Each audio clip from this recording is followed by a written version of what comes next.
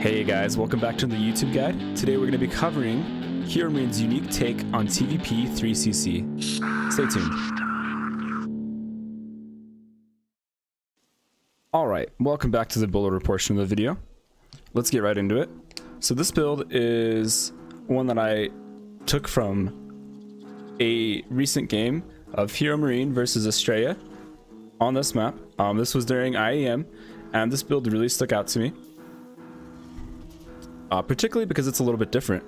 We don't normally see like heavier tank styles in TvP, but Heromarine kind of did a big tank push, and the opponent even went mass gateway, and it worked out quite nicely in the replay. So I thought this would be a good build to cover, as it seems quite standard.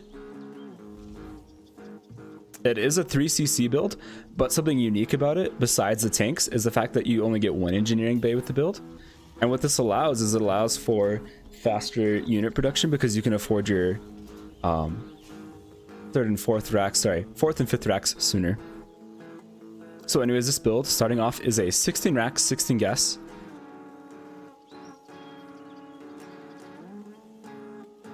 Right about now, when I'm at 18 out of 23, I'll rally that SCV, which is technically the 19th SCV, to go and scout the Protoss space. You're just checking to see if there's a nexus, check for pylons if there's two pylons, because if not, then you're probably getting proxied.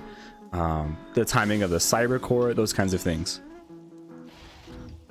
So after you've started your Reaper orbital, send your first SCV down that built the barracks, should I say. Send that SCV down to go and build yourself a command center. The next thing you do with Reaper fast expand is as soon as you've built that command center, you send an SCV when you have 100 minerals or right before 100 minerals to go and build a depot. Drop that mule. After the Reaper, start a Marine up.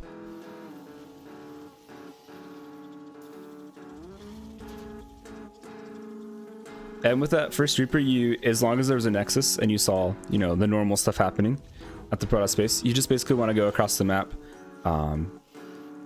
If it's cyber first, don't commit to going up, as long as it was an on-time cyber first, I should say. But yeah, you just want to get as much scouting information as possible with that Reaper. So the SCV that built your depot, you rally him down to the natural and he will build a bunker. After you get that bunker, you can get your gas geyser in your main. I should mention the factory timing. The factory timing is around 2 minutes and 10 seconds. Sometimes a little bit earlier than that, depending on how efficient your mining has been. What I usually do is I rally the first SCV out of my orbital to build that factory. Populate your gas, start up a Hellion, get that orbital, and drop a mule. As soon as you can afford it, right before 3 minutes, get that starport. Then you can start up your Marine production.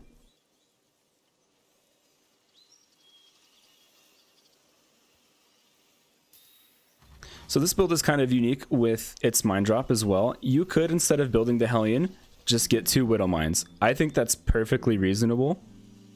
However, Heromarine and multiple replays goes for this 1 Widow mine drop where he only builds a single Widow mine.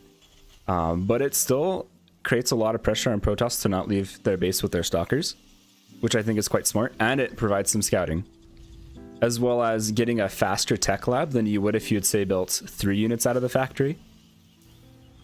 So getting that faster tech lab means faster tanks, means faster defense versus early Protoss shenanigans.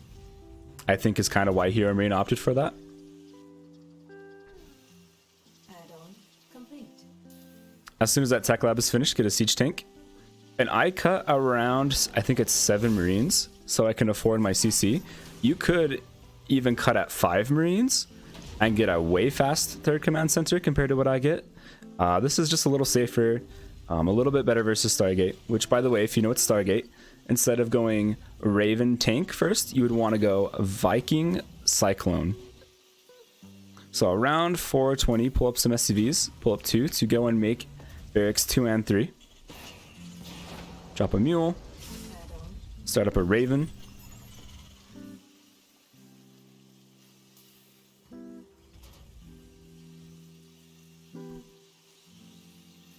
You want to park that first siege tank down by the main. So here, after you get your second and third racks, you want to drop down that engineering bay as soon as you can afford it and follow it up with 2 gases. You could technically go to double engineering bay. I think that what Heromarine is going for though is just a strong +1 timing, which I think is fine.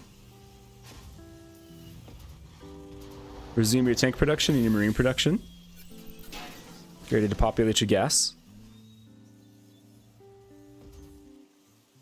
As soon as that second and third racks is done, I could even be grabbing them now if I was a bit quicker. You want to get your next set of barracks. Start up a tech lab on one of the barracks and have the other one land on the starport tech lab. Basically, the factory is just going to stay on its own tech lab and chill and just keep making siege tanks. You have the option, if you don't want to do the build exactly this way, but you kind of like the idea of a +1 timing after a mine drop, you have the option of just stopping after 2 siege tanks and going widow mines. I'm just copying exactly what Heromarine did though. So you want to start your upgrades in order. At least +1 or stim first, and then combat shields, because combat shields has the least amount of build time out of all of them. Around 6 minutes, you'll be able to go land your third base. You'll want to escort it with your units, so that way, you know, there's less chance of it getting sniped or something.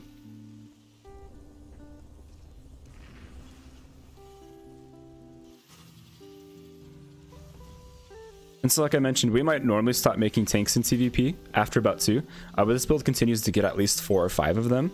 In fact, in the replay, Heromarine just kept making them. I don't think he stopped. He did win with his +1 timing though. So it's hard to say what his transition is. I've attempted my best to create a transition, but I think it's a good transition.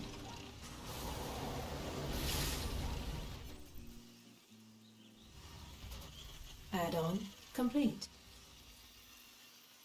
So behind this, you're just waiting for your medevacs to pop. And your upgrades to finish. And pretty much when those 2 things happen, upgrades and medevacs are out, you just go for your timing. That's your cue.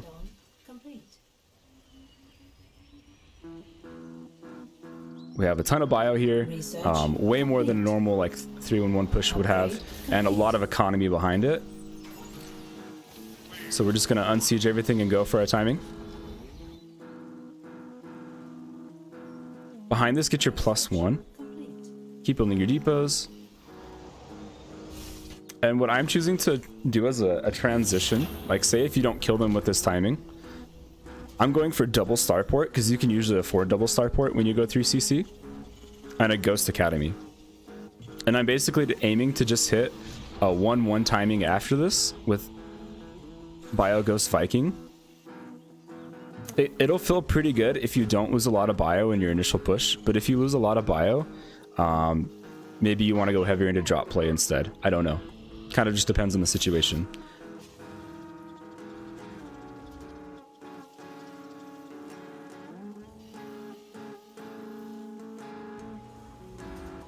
So immediately when your Ghost Academy finishes, you're going to want to start up some ghosts, as well as swap the starport to land on a reactor so you can get really fast Viking production going. And basically when you have around like 6 Vikings and maybe 3 to 5 ghosts with your 1-1 finishing, you want to go for a timing. So behind this, while it's a little bit late, you're going to get your army and your eBay. Again, this isn't a transition that Heromarine did. This is just the best one I could come up with given the build, and I think it's okay. I think that going for +1 ghost timings, +1-1 ghost timings is better with like 3-1-1 builds, especially if you don't lose any of your units during your 3-1-1 push, but I think it can still work in this situation.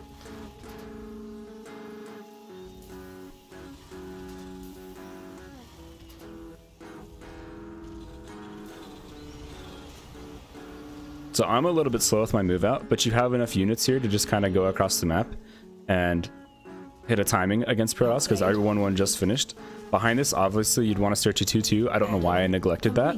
And after you start your 4th base, which happens around 8 minutes, after you start that 4th, you want to go up to 8 racks.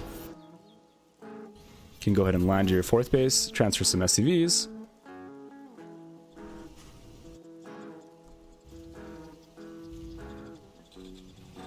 In terms of add-ons in TvP, you want roughly 4.